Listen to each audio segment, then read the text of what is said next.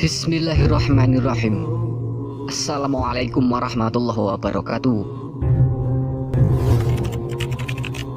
Apakah Azazil dan iblis itu sama atau berbeda?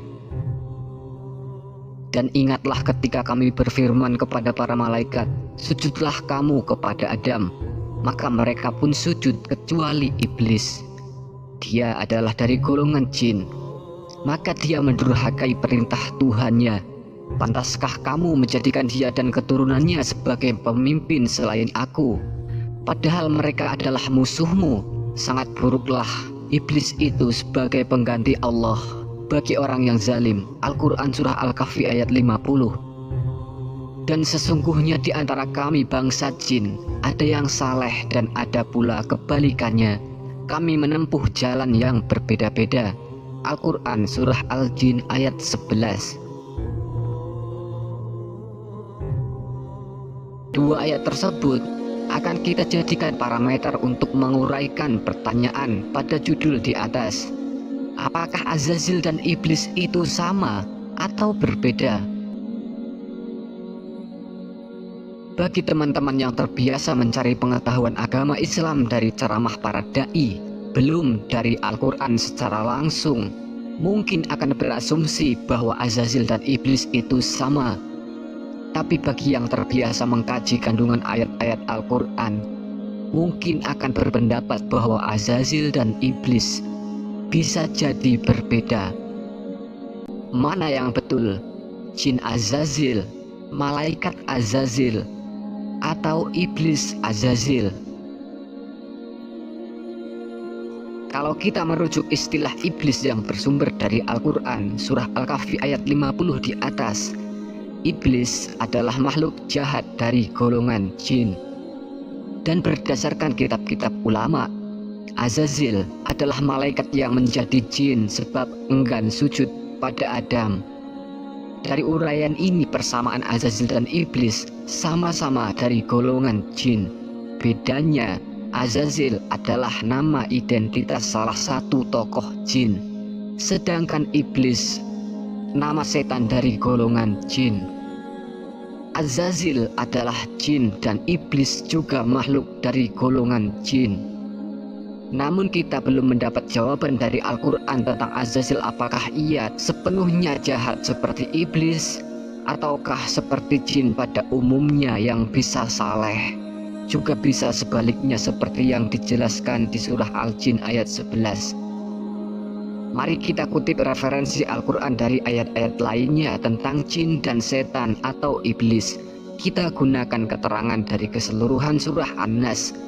Allah Subhanahu wa ta'ala berfirman, katakanlah, aku berlindung kepada Tuhannya manusia, rajanya manusia, Tuhannya manusia, dari kejahatan bisikan setan yang bersembunyi, yang membisikkan kejahatan ke dalam dada manusia dari golongan jin dan manusia. Dari keterangan surah An-Nas, ada setan dari golongan manusia dan ada juga setan dari golongan jin. Setan dari golongan manusia disebut Dajjal, dan setan dari golongan jin disebut iblis.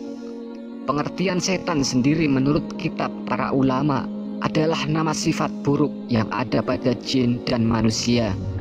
Ini mengartikan bahwa iblis merupakan nama sifat setan yang ada pada jin, seperti halnya Dajjal yang berarti nama sifat setan yang ada pada manusia. Jadi kurang tepat kalau Azazil adalah iblis, di mana kodrat beliau adalah bangsa jin. Sebab faktanya kita tidak bisa menyebut manusia adalah setan. Kita tidak bisa mengatakan diri kita sendiri adalah setan. Sejahat apapun manusia tetaplah manusia. Setan adalah sifat jahatnya.